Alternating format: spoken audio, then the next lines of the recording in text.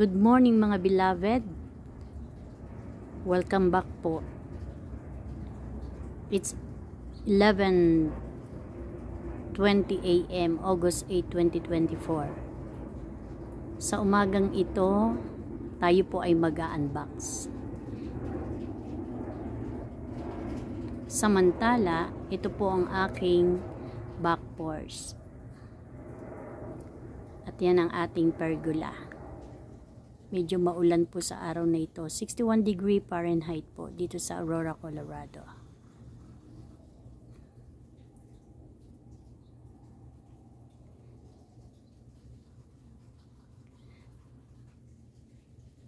Yan po ang aking smoke grill at yung isa ay barbecue grill. Tara po, samahan niyo po ako mag-unbox tayo.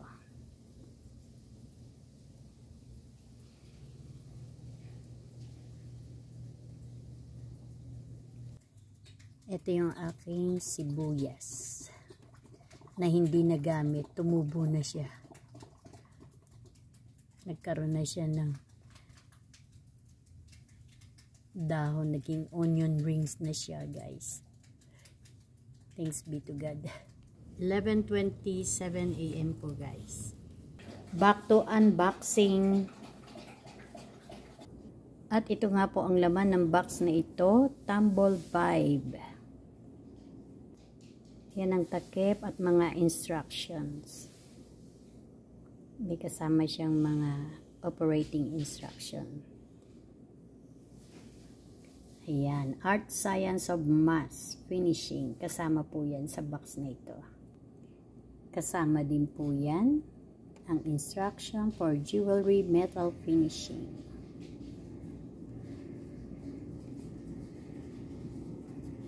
Screw na gagamitin natin para umikot ang ating tumbler. Yan po siya.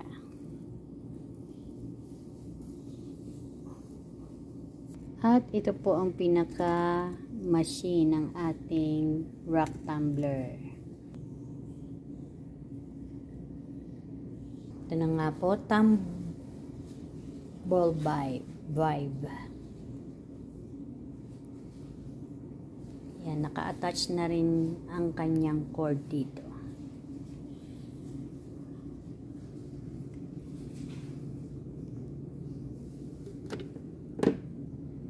Yan. Ikakabit natin ang all thread dito sa machine ito. And then, ikakabit natin itong ball dito. Yan. Kapatong na siya po. And then, ikakabit po natin itong rubber well nut dito. Ayan po. Nakakabit na ang rubber well nut. Ilalagay po natin yan hanggang dito sa pinaka sahig nito. Eto guys, inulit ko po. Dapat pala etong malapad na to. Hanggang dito siya. Nakabit po natin itong another rubber well nut dito. At ayan nga po, nakakabit na ang rubber well nut.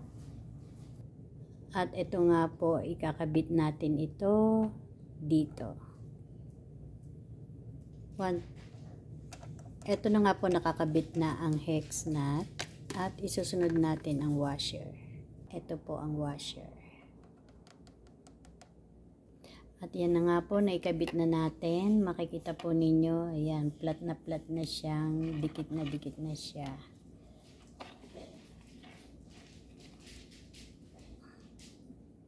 Ang kanyang takip. Ayan, chinik natin, wala siyang kumbaga siwang or gap. Talagang naka-attach siya dito sa ating bowl. Yung takip at saka bowl. So, next, pwede na natin siyang lagyan ng ating rocks.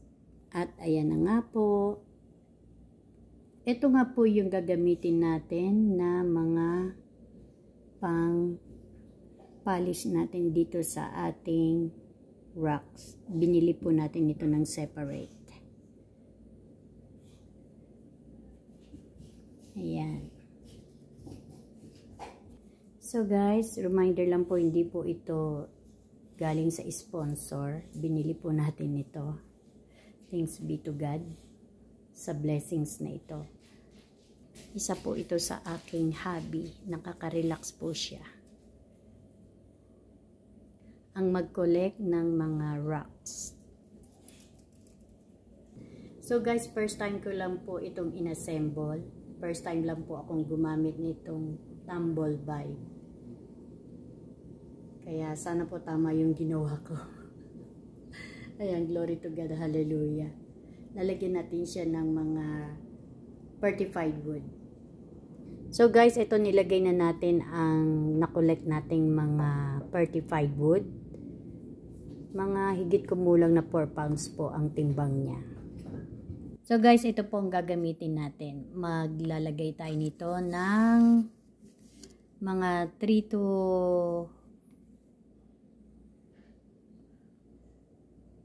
4 tablespoon. Ayan, lalagay natin yan. 1. At ito na nga po ang pang-apat na ating grit na tablespoon. Ayan, lalagyan natin po siya ng water hanggang sa ibabaw ng rocks. Pangalawang cup po ito ng tubig. Ayan, dagdagan pa po natin siya ng water.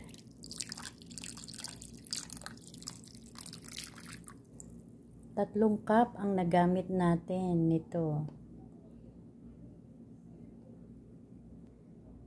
Ayan, 3 cup po na tubig. So, ayan po guys, maigpit na nating ikinabit ang washer at saka hex nut. So guys, ito na nga po. I-on na natin siya.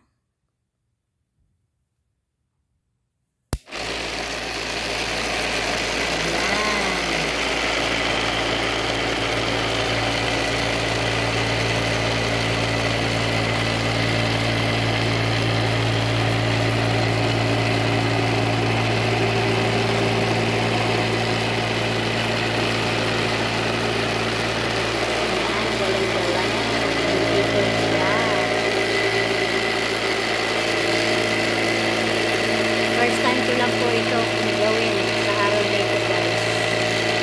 First time ko rin paggamit nitong tumble vibe. At ito, gumawa tayo ng note para hindi natin makalimutan.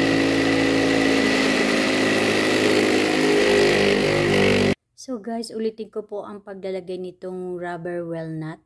Try ko po na nakaganito siya. So guys, 11:37 po. Ulitin po natin ang pagkakabit nito.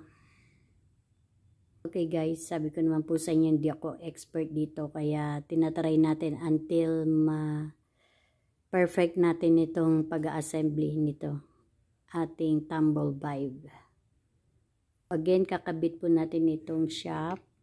Guys, kabit po natin itong hex nut at saka washer. Ayan po, nakabit na natin ang hex nut at saka washer. So guys, patapos natin ilagay ang hex nut at saka washer. Ayan, nilagay na rin natin itong rubber well nut. Ayan, binalik na natin ang ating bowl. Let's power on guys! Power on natin.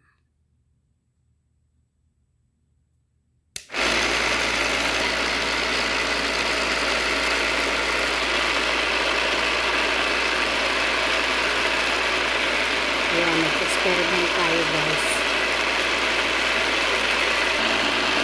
Medyo malalaking bato po ang nilagay ko. Certified wood po yan.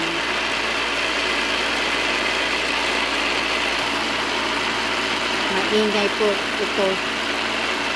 Kaya dito natin nilagay sa garage.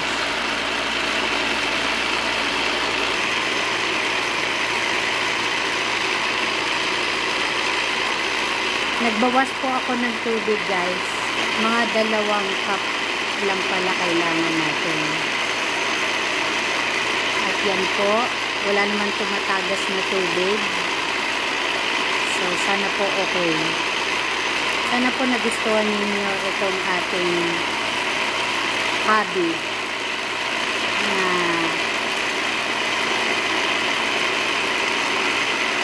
nare-relax po ako pagka ginagawa ko ito, guys.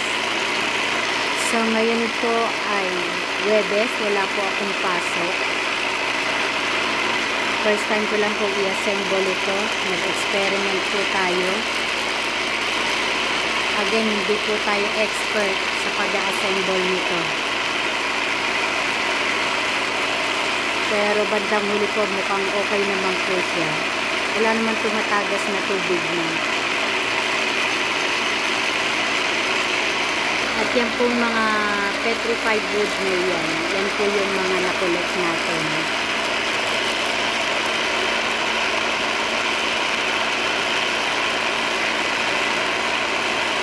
Minsan po natutulog ko lang yan. Minsan naman ay binibili tayo.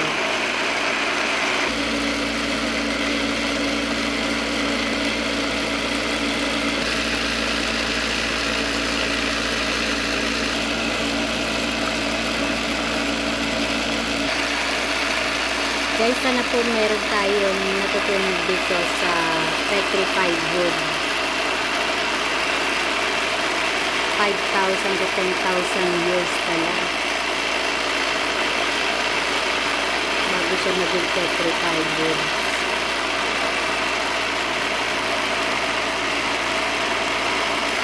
So guys, thank you for watching po. You are more than welcome to comment, like, share, and please don't forget to hit the notification bell up para ma-notify po kayo sa aking mga bagong videos. Maraming salamat po. God bless and peace and love to everyone.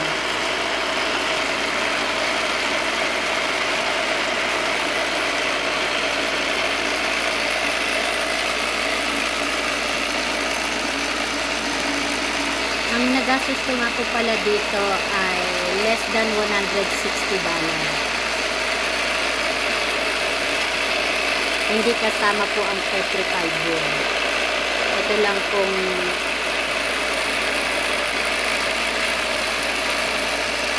tumbleweed together with the bowl.